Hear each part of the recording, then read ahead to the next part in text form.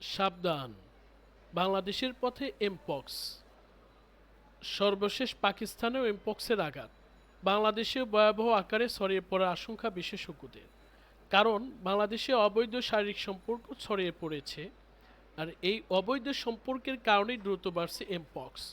Mpox ভাইরাসের একটি নতুন ধরন, ক্লেড 1B 2023 সালের সেপ্টেম্বর থেকে দ্রুত ছড়িয়ে পড়ছে। বিজ্ঞানীরা এটিকে এখন পর্যন্ত সবচেয়ে বিপজ্জনক রূপ হিসেবে আখ্যায়িত করেছেন।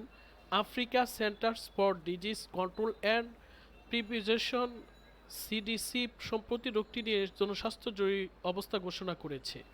চলতি বছরের শুরু থেকে জুলাই পর্যন্ত 14,500-এর বেশি সংক্রমণের ঘটনা ঘটেছে এবং অন্তত 450 জন মারা গেছেন। 2023 সালের একই সময়ের তুলনায় সংক্রমণের হার 160% এবং মৃত্যুর হার 19% বেড়েছে। সংক্রমণের 96% ঘটনা গণতান্ত্রিক প্রজাতন্ত্র কঙ্গোতে শনাক্ত হয়েছে, তবে রোগটি বুরুন্ডি, কেনিয়া, রোয়ান্ডা ও উগান্ডার মতো প্রতিবেশী দেশগুলোতে ছড়িয়ে পড়েছে। কঙ্গোতে এমপক্সের ভ্যাকসিন এবং স্বাস্থ্যসেবা সহজলভ্য না হওয়ায় রোগটি আরও ছড়িয়ে পড়ার আশঙ্কা রয়েছে।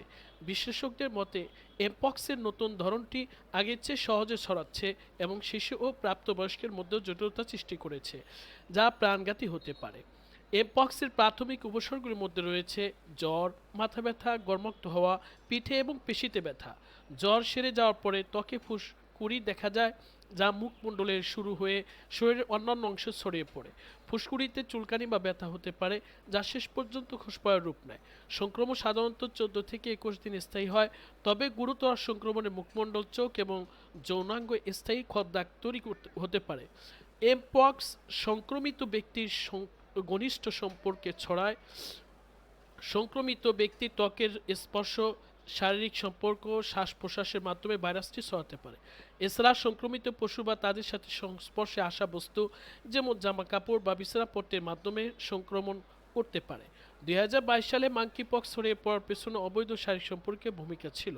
সমকামী পুরুষ, বহুকামী এবং নতুন যৌনসঙ্গীরা বেশি ঝুঁকিতে রয়েছেন। সুতরাং এমপক্স থেকে বাঁচতে হলে দূরে থাকতে হবে অবৈধ সম্পর্ক ও যৌনাচার থেকে।